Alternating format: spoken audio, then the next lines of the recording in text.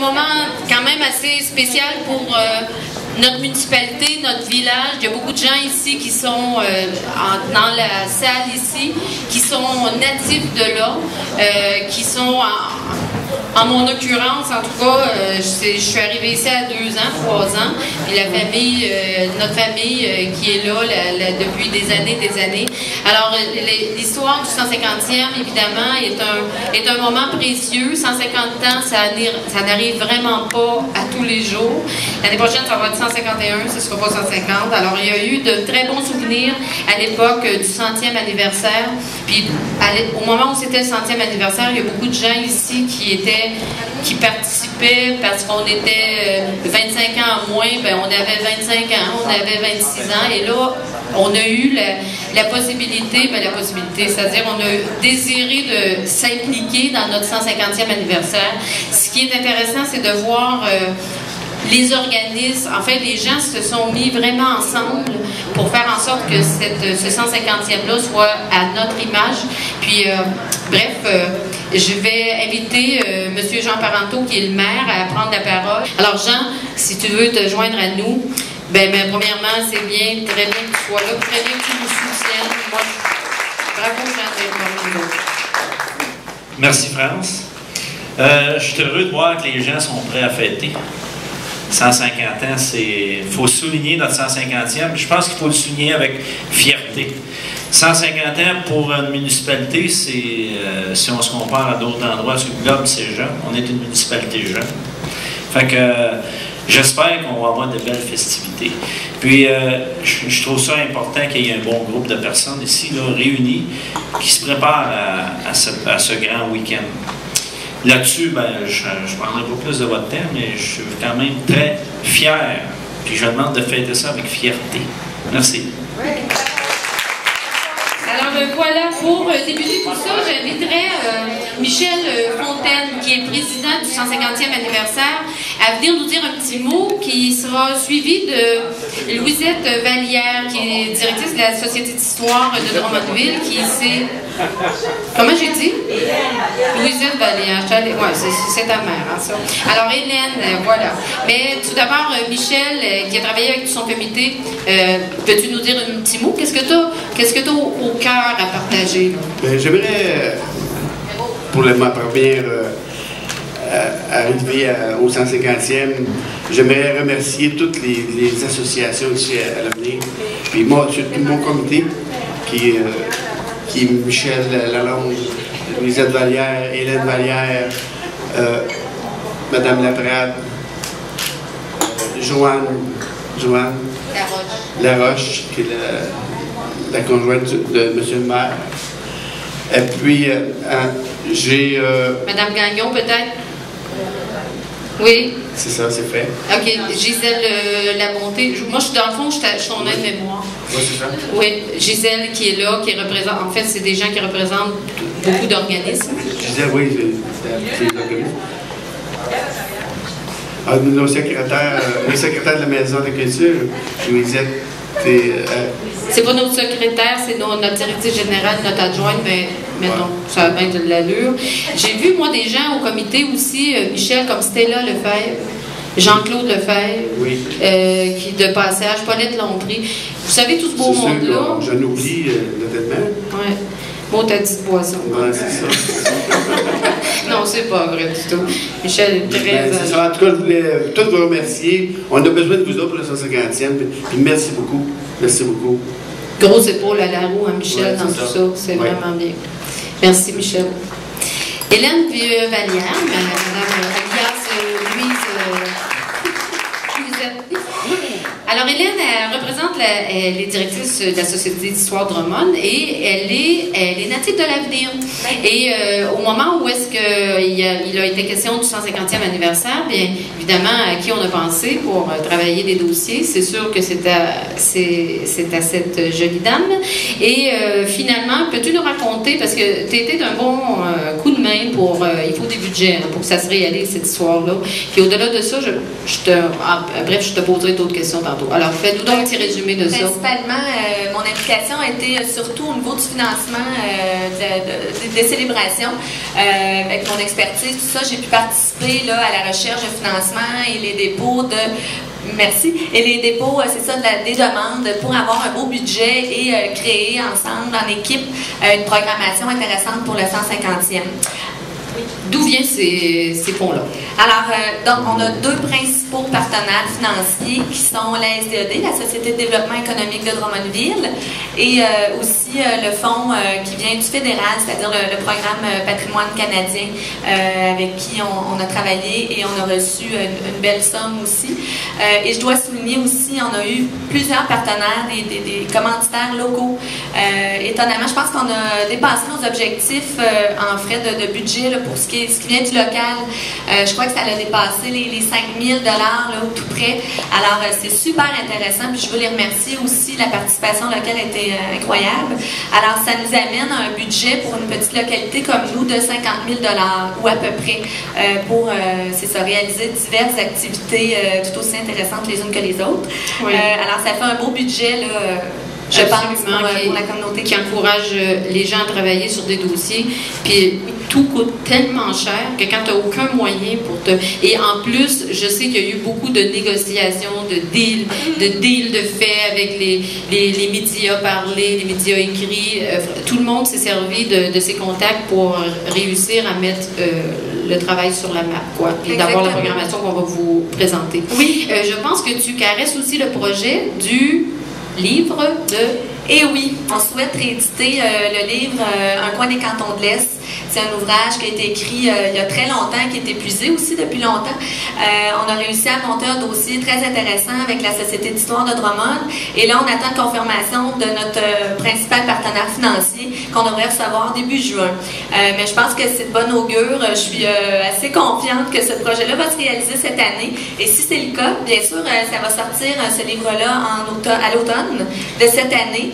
Et c'est un ouvrage... tu veux que je décrive un petit peu? Oui, qu'est-ce que c'est un coin des cantons de l'Est? Il y a peut-être des gens qui savent pas c'est quoi. Un coin des cantons de l'Est, oui, c'est un ouvrage de référence qui est encore consulté par les historiens, les amateurs d'histoire, et qui est très connu surtout par la population locale ici, puisque son auteur était de l'avenir. C'est un notaire qui avait son bureau en plein cœur du village ici. Certainement. Oui, et qui traite principalement du développement de Drummondville, mais surtout des villages avoisinants, dont l'avenir. Il y a un pouls, il donne le pouls des cantons de l'Est et il fait ressortir l'avenir, puisqu'il y habitait. Alors, M. Saint-Amand, puis M. aussi Jean-Baptiste Éric Dorion doivent être fiers de nous autres, là, hein, 150 ans, puis on est ici, puis on parle d'eux autres. Hein? Oui, puis aussi, il y a une approche assez intéressante de traiter l'histoire, justement. C'est très anecdotique. Il raconte des choses. C'est une autre façon, là, justement, de lire l'histoire, notre histoire. Alors, on travaille très fort. Je suis en attente. J'aurais aimé vous officialiser le projet, mais je suis confiante que ça se réalise. Alors, ça, c'est à suivre. Merci beaucoup, Hélène. Ça me fait plaisir. Merci. Puis, bonne célébration à tous. C'est bien, merci. Alors, voilà, je vais vous parler grosso modo, enfin grosso modo, quand même d'un certain détail. On débute les festivités le 9 juin à la place Jean-Baptiste Éric Dorion, au cœur du village, à la Gloriette, par le discours du maire, et du lancement du projet Hémérocal. Michel, veux-tu venir nous dire, parce que c'est un événement important aussi pour nous, le projet Hémérocal. Tu peux donner des idées à d'autres villages aussi, étant donné que nous sommes très intelligents. Alors, Michel, peux-tu nous faire un petit résumé de ce beau projet-là, Hémérocal, qui est mûri puis finalement abouti? Oui. Alors, ça me fait plaisir, non pas de vous parler des gaz de schiste, mais il faut quand même que je le place de temps en temps. Mais du projet Hémérocal. Alors, en fait, je vais vous raconter l'histoire. Il y a quelques années, monsieur Norbert Noël, qui est un citoyen de l'Avenir, qui habite tout près d'ici, passionné d'horticulture, c'est son métier, et qui fait surtout des hémérocales et des ostas. Et il hybride des hémérocales. Donc il y a quelques années, il nous a offert aux citoyens de l'Avenir le choix entre 3 hémérocales. On devait la choisir, elle a été choisie donc il y a quelques années. Et puis bon, on n'a plus tellement entendu parler de quoi que ce soit, et puis moi cette année je me suis dit mais c'est pas possible, c'est l'occasion de... Et c'est l'occasion en fait, l'hémérocale laveniroise créée par un hybrideur de notre village va devenir l'emblème floral de l'avenir de notre municipalité. Il va y avoir à l'entrée, je ne sais pas si vous avez vu, il y a 2 enseignes qui indiquent l'arrivée de l'avenir. Il va y avoir 2 enseignes en PVC avec la fleur qui s'appelle l'Aveniroise. Je ne sais pas si c'est pour les femmes, mais moi je le prends comme ça. Ah, oui, c'est bien. Et ça va être à l'entrée et à la sortie du village ou à l'entrée. Et en plus, on va en planter quelques-unes aussi dans certains endroits du village bien placés, avec des enseignes sur lesquelles on verra et la photo et le nom. Et il faut comprendre que c'est un travail donc très long, j'y arrivais. C'est qu'à partir d'une fleur, et ensuite il faut qu'il ait un plan. Le plan, il le divise en 2, l'année suivante divise en 4, etc., etc. Donc ça prend un temps très long. Alors on arrive cette année à avoir un nombre de plans d'hémérocalles intéressants. Là, il nous en offre 12 plans pour cette année, mais dans 2 ans, le village pourra se fleurir au complet avec les hémérocalles de toute beauté, avec une espèce de rouge cramoisi. Hein, oui, c'est un rouge framboise. Ça sera intéressant parce qu'à ce moment-là, chacun de nous, même moi, j'en ai pas cette année, j'aurais aimé, mais bon. Chacun de nous va pouvoir en planter. Ça va être lancé ici, au cœur du village, à la Gloriette, après le discours très sensé de Jean Parent. Alors, ce jour-là, il y aura, j'ai fait imprimer 1000 signets qui vont reproduire avec le nom de l'hybrideur, la ville et notre 150e. Donc, il y aura 1000 signets qui vont être distribués. Donc, chacun, les journalistes, vous serez là, n'est-ce pas, le 9? Donc, on vous donnera des signets. Alors, vous découvrirez tout ça en même temps avec nous. Alors, merci beaucoup. Merci, Michel.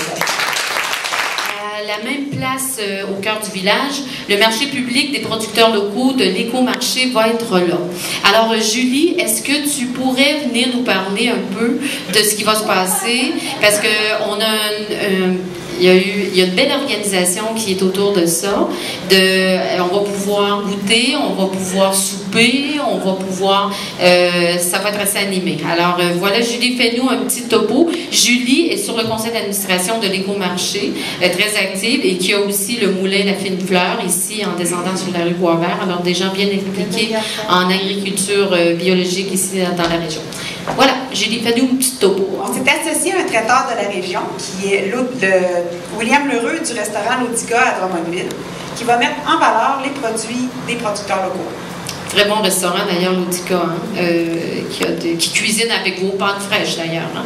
OK, alors ça veut dire qu'entre 4h et 6h, dans le programme où les gens vont avoir un goût de manger, on s'attend à beaucoup de gens ici. Alors, autant chez Raymond au buffet à la carte, comme il fallait dégager de l'espace pour que les gens puissent manger. Alors, ça va se passer à la Gloriette et si jamais il ne fait pas beau, on ramasse ça ici. Maintenant, parle-nous un petit peu de l'écomarché, de l'implication. Vous allez combien de producteurs, tu ne sais pas? Pour le moment, vous êtes en train, c'est un work in progress. Dans l'allée qui mène à la Gloriette, il va y avoir des kiosques tenus par les producteurs. Puis le traiteur va mettre en valeur nos produits. Puis ceux qui voudront y goûter, ils pourront le faire en se rendant au kiosque. Exactement. Ben, t'es bien gentil de nous avoir fait cette topo-là. Maintenant, voilà, durant l'après-midi, il va y avoir une visite historique guidée par notre humoriste en chef, Jacques Charpentier. Jacques, j'imagine que tu as quelque chose à dire un peu là-dessus, ça se peut pas. Alors, vous avez vu, il y a différents petits panneaux d'affichage à des maisons ici, c'est l'histoire qui se raconte. Mais Jacques a toujours une façon particulière de raconter les choses, fait que donne-nous juste le goût. Ça va se passer 2 fois dans l'après-midi avec des groupes de gens, puis tu nous fais découvrir un peu la place, nos origines et nos niaiseries, probablement, c'est ça? Peut-être pas vos niaiseries, mais les miennes. Donc, ça va être fait de façon pèlerinesque. Pèlerinesque, oui. Puis à la Gloriette, c'est gargantuesque avec ce qu'on va manger. Imaginez, ça va être... ouais. C'est sensoriel. La façon pèlerinesque, c'est que Jacques est un fou furieux de Fred Pellerin. Il est allé visiter Saint-Élie de Caxton 3 fois. Puis, j'ai pour mon dire que chacun de nos villages du Québec est un Saint-Élie en puissance. Jacques, tu parles du même Jacques, toi, là? Oh, oui, oui. Je suis assez big, je suis rendu, tu parles de moi. Là. C'est ça, c'est pour ça, hein? Donc, la visite, ça va être ça. Je ne m'attarderai pas principalement à chacune des maisons qui ont une pancarte parce qu'on va finir le lendemain matin. Donc, les gens qui suivront la visite pourront, en descendant, les regarder, mais je vais m'attarder un peu plus aux personnages qui ont meublé notre histoire. Chaque village avait un forgeron, il y avait M. Côté. Il y avait mon grand-père Laprade. Je ne suis pas devenu comme ça pour rien. Quand j'étais jeune, il y avait 10 places dans le village où on pouvait acheter des bonbons. Alors, on va toutes les nommer. Ah oui, les 10 places où on pouvait acheter des bonbons. C'est ça. On partait d'en haut, on finissait en bas, puis on dégueulait plus loin. Du pont en haut. Ça, c'est quand on était petit, plus vieux, c'est autre chose. C'est ça. Donc, ça va être ça, la visite. C'est 2 petits véhicules motorisés à air ouverte. Alors, les gens vont embarquer, Jacques, il va, bon, voilà. Fait que ça devrait être très convivial. On va en faire un bout à pied. Exactement. Tu devrais nous les débarquer. Tu vas nous les débarquer sur chacun des sites, j'imagine. Tu viendras faire quand ils spontanés débarqueront. OK. Inquiète-toi pas, je m'informais juste de ta santé mentale tantôt. On n'aborde pas ce sujet. OK, ça marche. Alors, pour faire la suite, merci, on est rendu au terrain des loisirs. Alors, au terrain des loisirs, c'est sûr que ça va bouger beaucoup. Il est question d'organiser un pique-nique champêtre qui va attirer beaucoup de gens. 850 premières familles qui vont arriver pour ce pique-nique parce que les gens apportent leur pique-nique. Louisette a eu l'idée avec d'autres personnes, mais je sais qu'elle les a réalisées, puis j'ai mis celle-là derrière. Imaginez, là, ça, c'était fait sur... c'est elle qui a réalisé ça. Attends un peu. Moi, je trouve ça tellement beau. Imaginez, vous arrivez avec votre famille, vous êtes accueillis, on vous donne un cadeau. C'est une belle grande nappe. Moi, j'espère que ça va s'étaler tout partout sur la pelouse. Le grand pique-nique familial. Puis c'est Louisette qui a cousu tout ça, puis c'est de générosité de cœur. Et c'est un exemple de générosité de cœur, mais il y en a eu tellement dans l'organisation de ça qu'imagine, c'est pas, il vient de recevoir une belle nappe en cadeau, alors voilà. Et j'aimerais ça que quelqu'un comme Gisèle vienne nous parler. Gisèle, qui était juste ici. Bonjour à chacun de vous. C'est sûr que c'est très intéressant de se présenter au terrain des loisirs le 9 dans l'après-midi, parce que c'est vrai qu'il va y avoir beaucoup de choses, beaucoup d'animations avec des jeux. Je sais que les fermières ont 3 tables qui vont être préparées. Qu'est-ce qu'ils vont y faire, les fermières, tu penses? Les fermières, je sais qu'il y a un jeu d'adresse. Je sais aussi qu'il y a... on va être appelé à juger combien qu'il y a de bines, de fèves, de bines dans un pot. On les mange pas, ça vous donne une chance. On ne sera pas obligé d'écouter le résultat. Ça va s'organiser. L'esprit, moi, il y a la FEAS oui, qui organise un tournoi de poche avec la famille La Bonté. Ouais. C'est par la FEAS. Après ça, attendez que j'y pense comme il faut. Il y a la fabrique, il y aura 2 tables.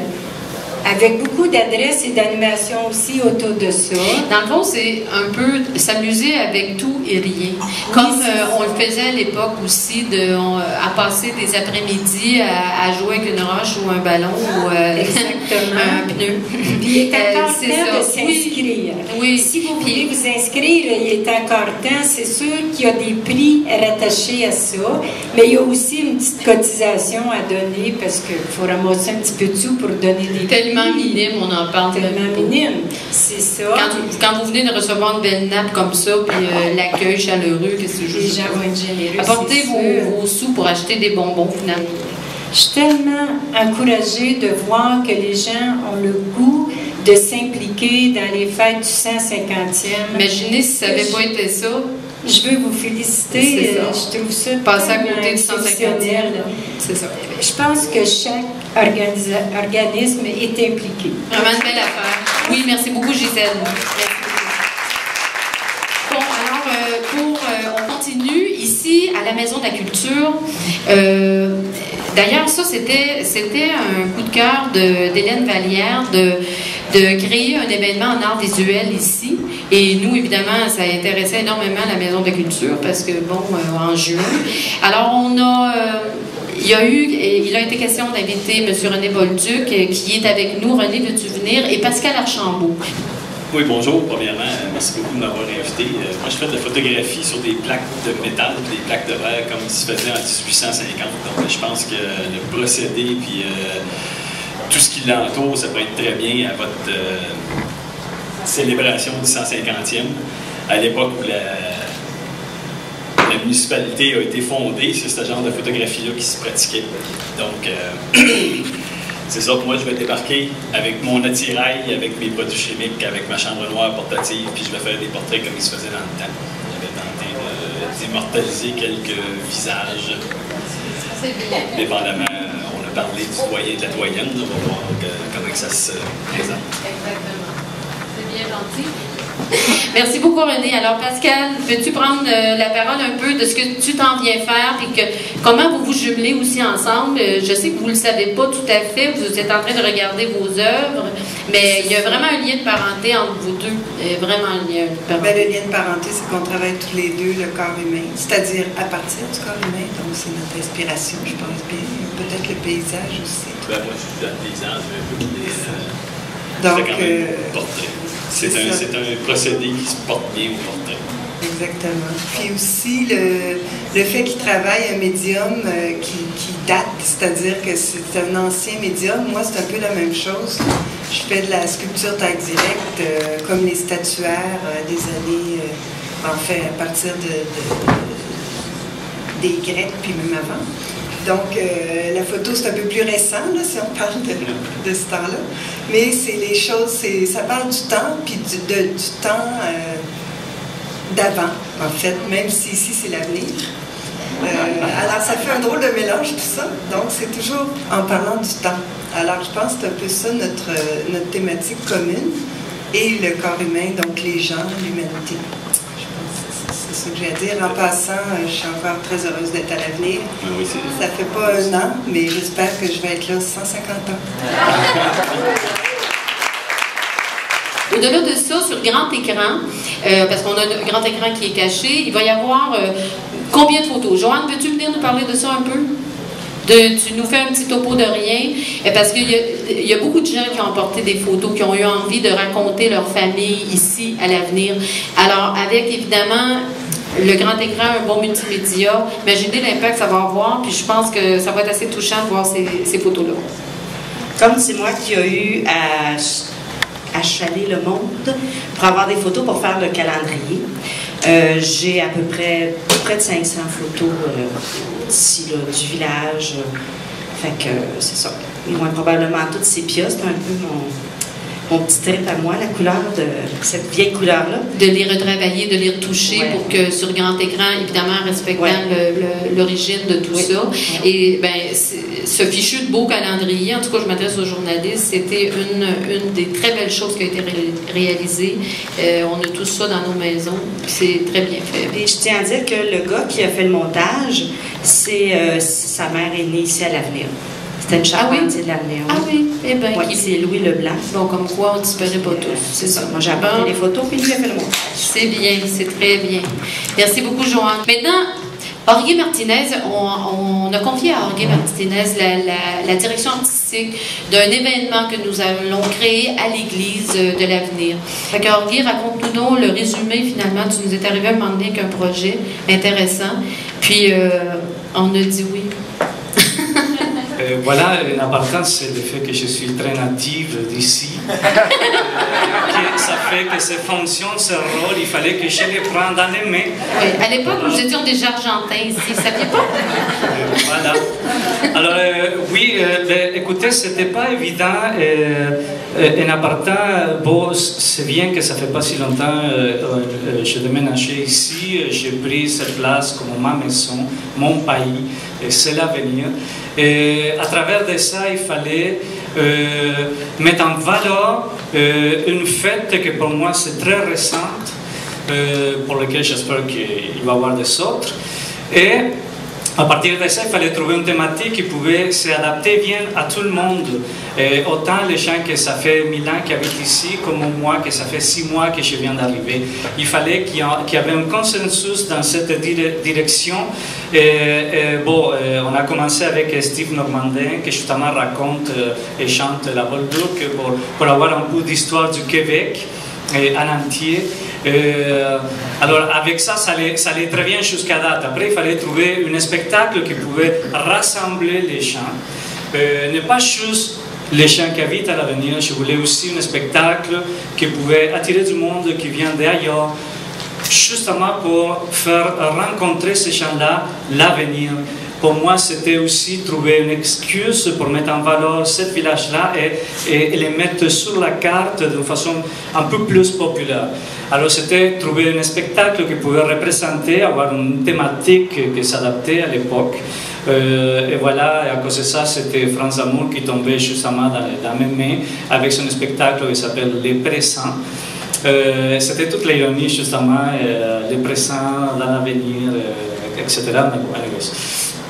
Alors, cet spectacle-là aussi, pour moi, c'était très représentatif parce que c'était le spectacle d'une femme.